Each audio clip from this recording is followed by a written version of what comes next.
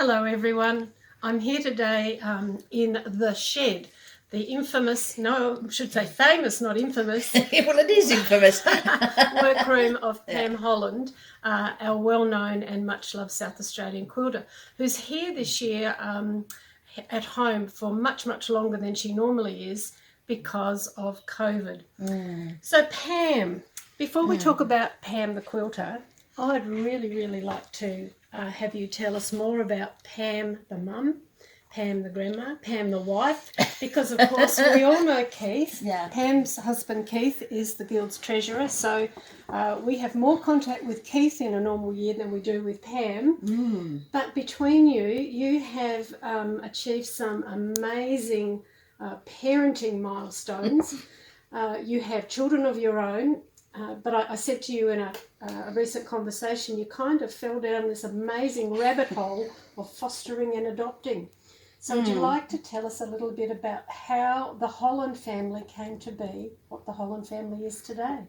Well, we really decided to adopt before we were even married. That was just that we were both we were going to change the world, really. And I mean, I think we all do. I mean, we got married young. We were 20 when we married, and but we had it all planned out that we would have one child or two children, but that didn't happen. We had 3 in 3 years, bang. That was enough. Oh my goodness, 3 in 3 years, yeah, that was traumatic. But we pursued the fostering situation. So we were fostering children very early on. Children, I just felt we had so much. Now I assume this is kids in sort of a crisis situation. Yes, Robbie was our first foster child. He came when our second child was just 4 months old, and he lived in a care home. He was 7 or 8, I think. And he had an intellectual disability, so he had a mental age of about 3 or 4. And it was just really sad that he just didn't have parents who cared about him or could look after him. So he became part of our family for a long time, probably till he was about 12. And we were also asked to take on other foster children, which we did. And the need was great. You know, back in those days, there were about 500 children a weekend that were being fostered in South Australia. I remember Keith telling the story about getting a phone call in the middle of the night and off you'd go to pick up a child in desperate need. Yeah, that happened often. You know, we would be called on 2 o'clock in the morning, and the social workers would arrive with 3 little bundles, 3 children. I think one of the most traumatic situations for me was 3 little kids who had actually never even been outside of their room. This is South Australia. Hard to imagine, isn't it? 2 of them had never been out of the cot, and we had them for about a month or so. Yeah, so. You don't even want to go there, do you? No, and I don't think about it much. I mean, and I think when you're young, you just accept it as it happened, and then they would ring again, and then you do it again, and that's the way it happened. So overall, we fostered about 150 children were registered that were fostered in our name. So, and some stayed with us for a year, some stayed longer, some became long-term, and we became guardians for those children. And then, of course, we adopted as well. So, yeah. You say lightly, then we adopted, but you didn't just adopt 1 or 2. Would you like to tell us a little more about the range of children that you adopted? Because they came from multiple countries, didn't they? Yeah, they did. We really wanted to adopt when Vietnam was on, and we had our papers in, and Vietnam fell, and we were too late to adopt through Vietnam. But we belonged to ASIAC, Australian Society for Intercountry Aid to Children, here in Adelaide, South Australia, run by Eric Nichols, who was a GP and force to be reckoned with for children. And we became heavily involved with the organisation, so Keith and I became the organisers of the foster care program for many children, about 500 overseas, and we ran that while we were waiting to adopt. So we had a greater understanding, and it took a while, but one day we get a phone call to say, we have a 2-day-old baby boy in Thailand and we need to know within half an hour if you want to adopt him. So I raced down the freeway, round the devil's elbow and my heart was going like this because Keith wanted to adopt a girl. He didn't want a boy. This was a little boy, and I said, well, I'm sorry, I think we're having a boy. And that was Joshua, and we adopted him when he was 3 weeks old, and he weighed 3 pounds. And they handed me this little bundle and they said, sorry, ma'am, we're giving you a green baby. I mean, 3 pounds is this big, right? And he had jaundice. So now he's 6'4" and 44 and still lives with his mother and father. Yeah, I asked him the other day, it's time you left. Yeah. I think they call that arrested development, don't they? Something like that, yeah. So... Okay, So and then we continued on after that, and because we worked in the aid organisation, we were very much aware because we travelled, sometimes together but mostly individually, to the places that we were working with. We were aware of the programs and that where children had been left abandoned, and each of the children have an amazing story. And we ended up by adopting 10, and we could have had more, but we refused towards the end. We would like you to adopt these. No more. So Curious minds wonder how on earth you transported them all around. in a bus. Minibus. Our own bus, 26-seat, 16-seater bus. And so we had to get a bus licence. And I decorated it. It was a brand new bus, but I didn't like the brown seats, so I had them upholstered in red velvet. As you do. And I made curtains, and I had cushions. I made each of the kids a cushion. They each had their own seats. Amazing things happened down the back of the bus. You know, people would go past us and we would see them roaring with laughter. I have no idea what those teenage boys were doing out the back of the bus. So sometimes ignorance is bliss. Yes, I know. So we had it for a long time, and all of our friends had buses, and they all had large families. So we would go camping every school holidays, so we could have 4 families, so we would have 8 parents, and we could have up to 60 children with us.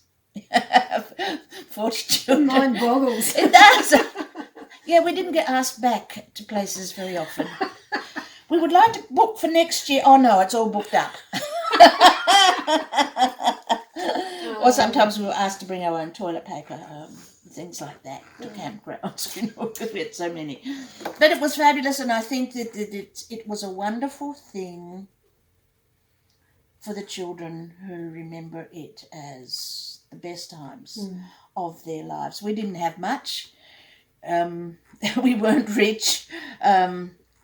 We had a tent to start with, and then we had an old caravan, old caravan, which we put up an annex, and then 3 bunks in. So I think what you were rich in was love. Yeah, I think, and it wasn't just our family, it was ASIAC as a group. We still meet, those parents still meet. So there's about 25 of us still meet. Our children are all grown. They all grew as cousins or brothers and sisters. We never had any marriages in the group.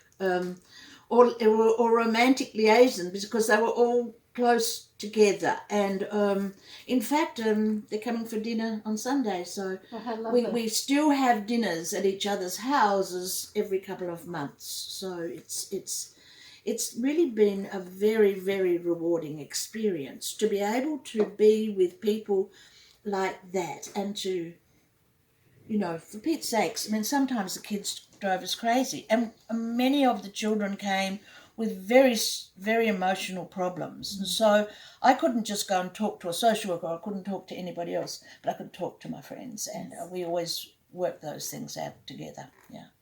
Now, talking of those friends, I can remember the very first time that I came into this shed. It didn't look anything like what it looks today. It was quite ordinary. It was, in fact, a workroom, wasn't it? We came together in 1998 to form the committee that ran the second Quilters retreat at St Mark's College in North Adelaide. We had such fun. We did, and in didn't fact, we? that committee has stayed together. We still meet, don't we? Yep, we do. We're the retreating angels. But this entire back wall that's behind Kathy, you can't see it, but perhaps Kathy can pan around now. It was once full of rolls and rolls and rolls and rolls of fabric. And there are a few little garments hanging up because you and one of those friends from that group had a business out of the shed, didn't you? Yeah, we did. We had a shop, but we were designers, and we manufactured garments, and we were very successful. You know, we had our garments in the top shops in Australia and overseas in Japan. But it came out of a shed, really. So this is where I would do the drawings. I did all the designing. My friend Cynthia was fantastic at the business. So she handled that side. I handled the designing, and yeah, it worked very well until it sort of got difficult. You know, it was hard. We were dealing with people who would buy things, and the thing in the industry was that you would order things and then you would pay when you got them, or sometimes they didn't pay when they got them. When we had that little downturn, and it was then pretty much that I found a quilt shop, and things changed. The rest is history. The rest is history. Yeah, pretty much. So I guess from here, yeah. tell us about that transition from Pam the quilt dabbler to Pam the international quilt tutor, lecturer, designer, quilter extraordinaire. What's driven you through all of that period? Well, but saying I had to was a quilt dabbler, yes, I was. I had to learn the basics. I didn't know anything about quilting, and I had to do what everybody else does, go through how to make a half square triangle. All of those things that were pretty darn scary, really. And we had, do you remember the meetings we used to have? I don't know, in Unley somewhere. On Greenhill Road? And we had to have a card table, and Lesser had a group, and there was a lady called Margaret had a group. Can you remember that? Margaret Russell? No. We sat in the wrong place once. We certainly learnt about it. But that's the nature of so many groups. Well, it was so interesting. But that was basically where Cynthia and I learnt about quilting, and it became an obsession, I suppose, as it does with many of us. And but it wasn't very long before I took off on my own, designing what I wanted to do. And I think a watershed moment in your career was the 1776 quilt, because it came out with a book, and many of us in the Retreating Angels made samples for Absolutely, that book. yes. You were great help we for were that. part of that journey with you. We celebrated your success. So for those that may not know a little bit about 1776, do you want to tell us? Oh, it's a long story. The short version. The short version. I mean, let me explain that anything I make comes from the heart, and I suppose everybody does that. But it's an experience that happened to me. And one of our daughters passed away with cancer, and I found myself, during that time, after her death, I found myself recuperating in a way, and I went to London. It's a lot longer than that, but I ended up in London, and I'd never travelled ever on my own before. And I was on a tour, and I met a lady who had she slept for the first 2 days on the tour with a whole group of Americans. I noticed she had a quilt magazine in her bag. So or when she wakes up, I'll talk to her, which I did. And we became firm friends, and she was the age of my mother then. I was in my 40s, late 40s. And we would jump off the bus and we would go to places that looked like fabrics, while the others went to McDonald's. We went to fabric places. We're always the last on the bus. And I invited her after the tour to come to a place that was called Museum Quilts, and that I'd heard of. Lessa told me about this place, so okay, I'm going to lead her on the underground to find this place. And we got lost, and it was a really crazy story. That place turned out to be a bookseller's, basically, not a museum. And the lady in that owned that warehouse wrote a book. So when we got to the warehouse, I was so cross that it was not a shop, not a museum, that I did a little kick to the door, and the door flew open, and behind the door was this lady. She was just about to leave. So she ended up inviting us upstairs, and she said she had some quilts that she had at her, in the book, and I bought the book from her. In that book was a quilt that just captured my heart. Mm-hmm. I couldn't ever get the feeling of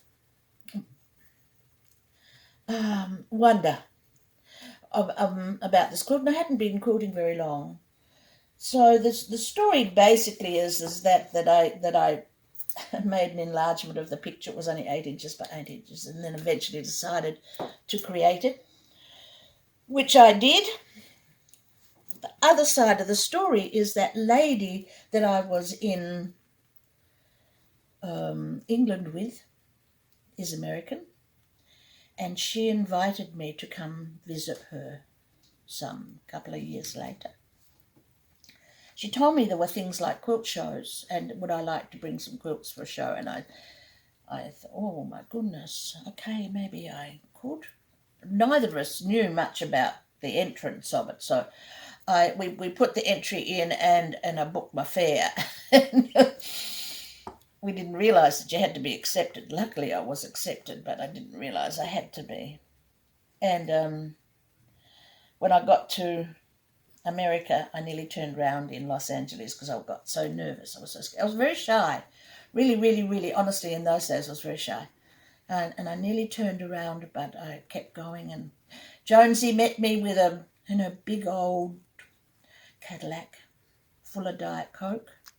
And we went to 6 quilt shops on the way home. I was in heaven. And I won at the quilt shows as well. So no, not just the quilt shows. You won at a significant quilt show. Yeah, I did. But then they asked me how I did it, and would you like to come and teach? And that's how my teaching career began, not here in Australia. So that was the turning point for me. Let me just interject. Yeah. You actually won first prize at Houston. Oh, yeah, but that was later. Oh, so that wasn't this one. Okay. No. This was other ones. Right. Okay. So I put 3 in, and I won the 3 top awards. So that was a bit embarrassing, but I was pretty excited, to say the least. And that's how my career began. And Kay England, I was in a class with Kay England, and I was so excited that I was able to meet her. And she and I became really good friends. And then she set up a teaching tour for me to a certain extent. And it's history from there. So I never, ever asked anyone if I could teach for them. I was just invited, and I said yes to everything, absolutely everything. And most times it cost me money, more than I earned, but it was the experience. It was meeting the people, and having to come up with new classes. So it made me look at things differently. I was able to see what they were doing in the States, and it just became regular that I would go to the States every year and teach. Yeah, so that's what happened with. You still haven't really told us much about the big win at Houston. Oh, okay. What a difference that has made. Well, it made a huge difference. That quilt I was working on, 9,986 hours I worked on that. And I had a little picture like this, so I decided to enlarge it. And I could do the basics. I could do the basic blocks, but all the applique, once you enlarge it, pixelated. Keith and I had an opportunity to go to America, and they had it was really bizarre. I've never heard of this before. If you went to America, there was a free trip to Europe, and if you went back to the States. So we went to Germany, where I knew the original quilt was. And it's such a long story, but we found the quilt after lots of trauma, and I was able to photograph it, even though I was not supposed to photograph it. I did photograph it. And then I was able to do the drawings and complete the quilt afterwards. And you guys were great when I was doing the book. It was fantastic. So I absolutely loved doing that quilt, and I felt great sense when I stopped, when I finished it. When I'd finished, my mother rang me and she said, I want you to sit down. I want you to sit down. She's got something to tell you.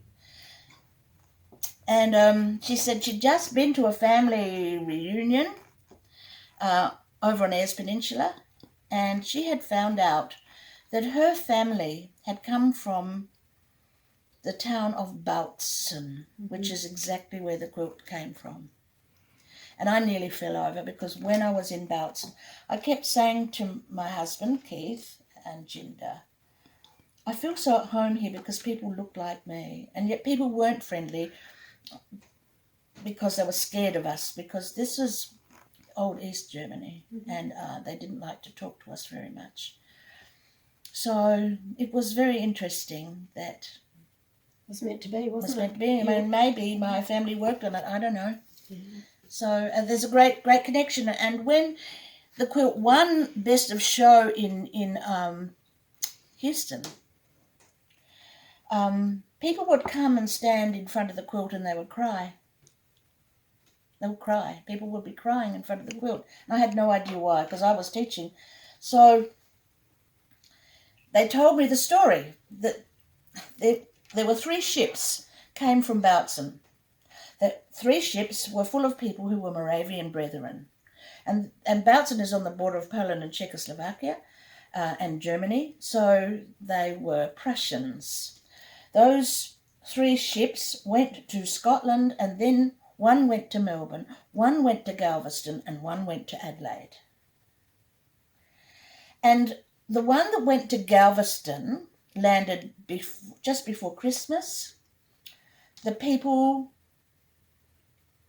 got off at Galveston and had to go by bullock cart to Houston. Mm-hmm. Landed in Houston on Christmas Day and landed exactly in the spot that the convention centre is. Really? And 80% of them died from typhoid there in that spot. But around Houston, you will find, and in the hill country, you will find the descendants of those families. And so it had a great connection. So many connections. And many of those people, they go by the busload now to see the quilt in Bautzen. That quilt's now become so famous in Bautzen. Yeah, so. What a lovely story. I know. What a lovely story.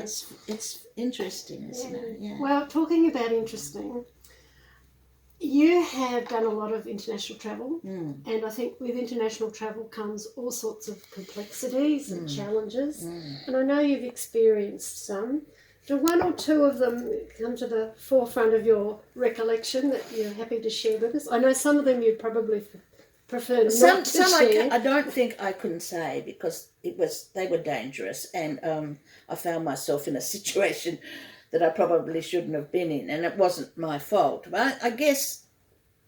This would be the time you had a gun in your ribs? Yeah, that one I'm not going to tell you about. So,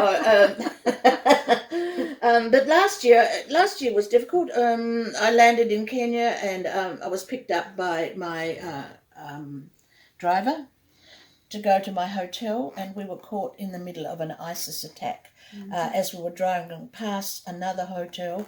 And I mean, very easily, we could have been there a few seconds before. I mean, we saw devastation around us. We couldn't move backwards and forwards. We were right in the middle of it. We saw some terrible things. So that was probably one of the worst things that's happened, and you just never know. You just never know. I mean, international travel, you're in planes and buses and things like that, and because I travel on my own most of the time, I have to be responsible for myself. But yeah, I have. Keith and I did get kidnapped in Haiti. We got out of that, fortunately. but I've been in a plane that crashed, and don't tell people at home until you get home. It crashed because the tyres burst on takeoff, so we knew that we had to land with no tyres in Michigan. So that would be just a touch scary. It was just a touch interesting. scary. There was lots of sparks. And fire engines and things like that, and you just sort of get off and think, oh well, got out of that one. Now, your travels have obviously influenced a lot of the design work that you do, and I have to touch on probably your most popular class, and that's Geraldine Giraffe. I'm guessing that there's probably a few thousand Geraldines who have taken up residence in homes around the country, around the world. Around the world, actually, and just recently one has moved into my house, so I'm tickled pink.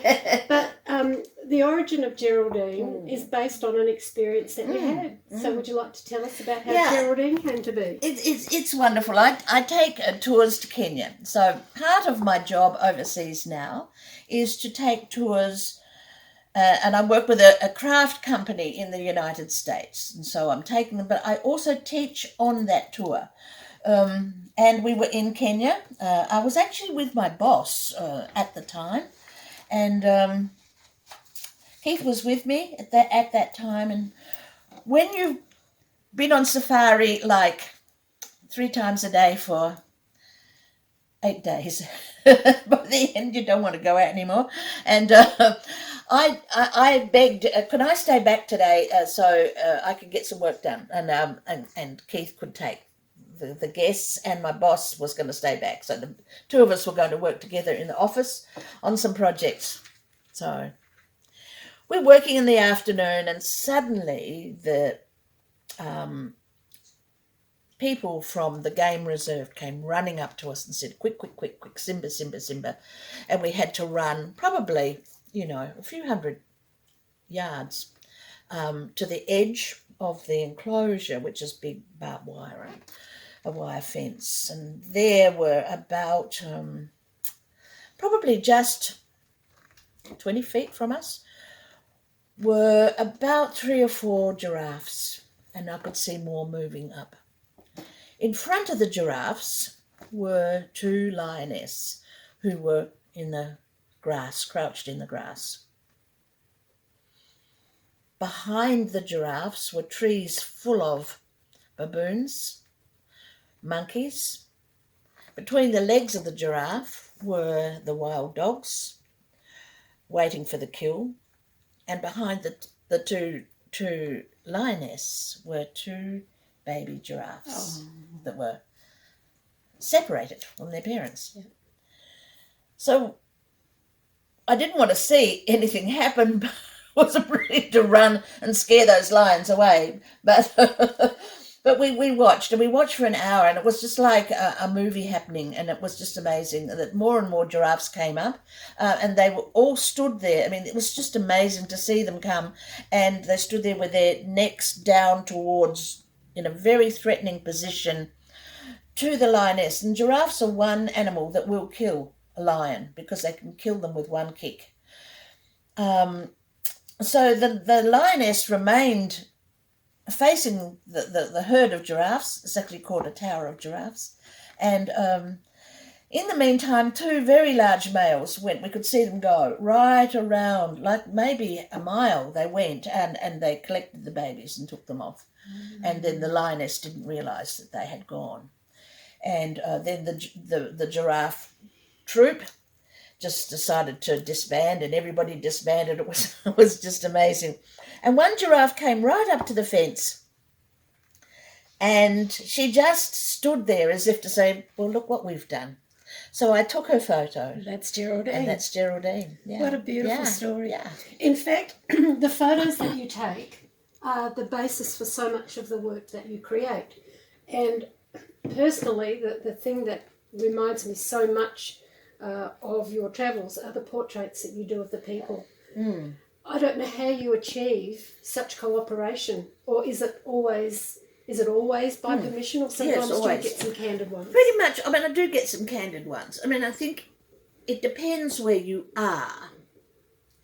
If you're in Morocco, no. Very difficult. Kenya, people will let you take photos. Most of Africa, people will let you take photos. In India, they beg you to take their photo. Take my photo, take my photo, take my photo. Please take my photo. And so they always want to have a photo taken with me as well, which is horrible, but I put up with that so I can get the good photos. So going into the villages, going out into outlying areas where you will see the most amazing characters, they just love having their photo. And then you develop a rapport with them. So I show them how I've taken it. I show them the results. They're absolutely thrilled. And how lovely. So it's you have to be careful. I mean, I've got very expensive cameras with big lenses and things like that. So it just depends the rapport. You build up a rapport with people and you talk to people and they respond to you. You know, old ladies in the street in Mexico. You know, I was there as an artist in residence for studying for 3 weeks, and the people in the village got to know me. So the old ladies would always come up to me and they would always just touch your hand. And then they loved you to take their photo. So it's just that area of trust, basically. Yeah. While we're talking about women, though, I can remember that you spoke at a guild meeting a while back, and you told us about a situation that you had experienced. I can't remember if it was India or Pakistan. India, well, close to Pakistan, yes. In which you outlined what you witnessed within a village situation, and it was very clear that the women had limited options to have a voice, to participate, to move. I think you talked about them having to move across roofs because they weren't allowed to use the roads. Yeah. Personally, I find that the whole issue of the oppression of women very hard to manage. And you must have seen some heartbreaking situations. How do you deal with that kind of oppression, which is so unlike what our lives are? We have such freedoms. I mean, you epitomise those freedoms, don't you? Yeah. I think, yes, we do, and it is hard. But I've been in many situations that other people have never been in, and you work through them. I mean, I've worked in the slums. I've worked in the slums of Thailand and Sri Lanka, and so and things like that, and you learn that there's a dignity that we don't possess here. Yes. There is a dignity. We're ignorant of those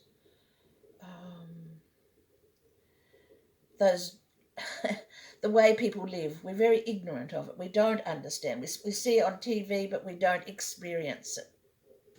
And in saying that, I take people to experience that. And each one that I've taken have said it has changed their lives. And I'm talking about maybe 100 people I've taken. It's changed their life, changed the way they think.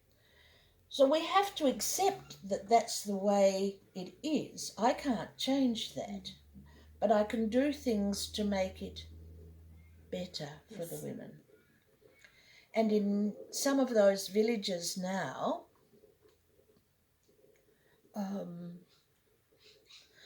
the women are now being given the right to make decisions for themselves.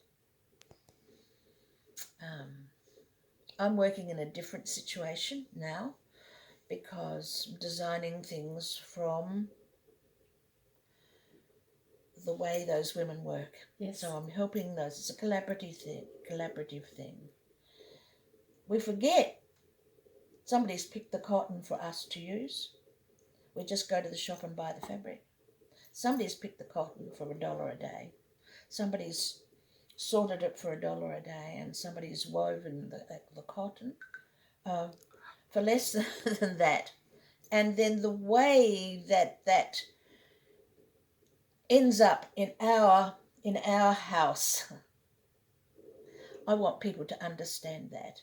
So we are helping some of those women by working in collaboration with them to make something for the end product here. It's not quilting, but it's textile related. It's textile related, yeah.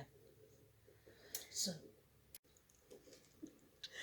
what a wonderful experience this has been. Pam, thank you so much You're for welcome. chatting to us. Now, I should have said at the beginning, we would like to put this on YouTube. Are you happy that we do that? absolutely. Oh, that's yeah. a delight.